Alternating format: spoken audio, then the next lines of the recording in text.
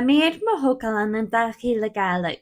Well, seirsa, chuinneáil Ghàidhlig ag mo bheathair ar ag an am choróidh cúil go dheonsachas. Nuair a rugach Mise choró céist san bhí inbheach mé go ceonsachas trobhíon na Ghàidhlig. Programin mar dotman agus déníos na farst bhór de òige.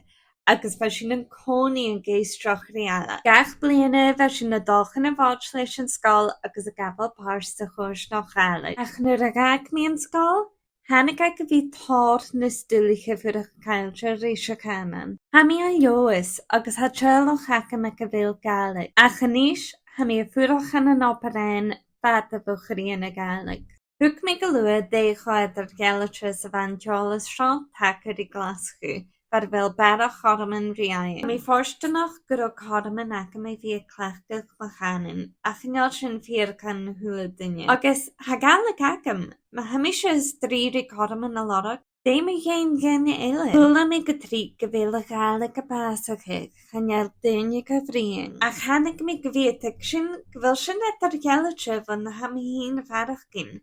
Ha Ghàidhlig has beo, glacadh nó cailí. Agus mar sin háisíigh mé go glacadh. Chúla mé neach thuras bach go grá féiltí an an bú agus smaoinigh mí. Himar a bhíh fis agad a grá an an dóiad ar gealaithe mu a ruúir a chléin sin ráide. Baiad a fiochin, ba saliad go ruúid ar san dheonsachas. In lá chur mí suas bhídio ar YouTube. A bríon sa Ghàidhlig, díreach ar san fiochin. Ma tá choromí is smaoinigh gon remód an dul cháiad a Roghainn. Mar sin chud mí suas bhídio eile.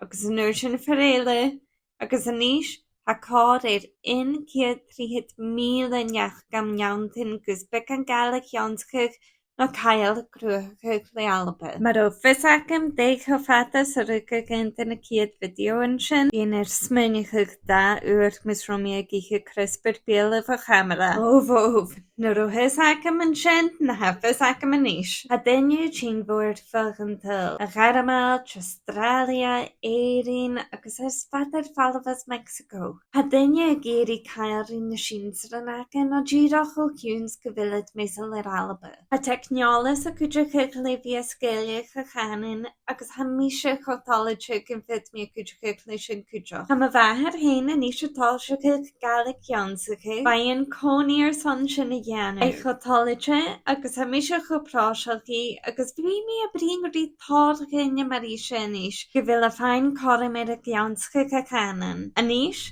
ha Mise agus Roghainn a chuileann agam siúilt mé ALBA a gcíise go bhfuil Ghàidhlig beo agus go bhfuil cútramach, spórsal agus fricrá. Stáchan a chéil mé a cáidir dotman tiilg agus stácha go bhfuil fatbodal fianas fricrach ó na Lionsa. Ach ha mí an dáchas go bhfuil mé a sealtain don til go bhfuil a Ghàidhlig beo agus ha a fás láte. Dú ha Roghainn ann ar san Ghàidhlig dheonsachas agus a glacadh agus ha mé chopráiseach an bhith mé a bhín an fáistí sin. Dáchas go bhfuil mé a sealtain nach a díreach chànan do híide a chaidseachach de hánan an Ghàidhlig ach chànan ar san na Lion rithe. A cair rí ALBA agus rí cúltar na ALBA.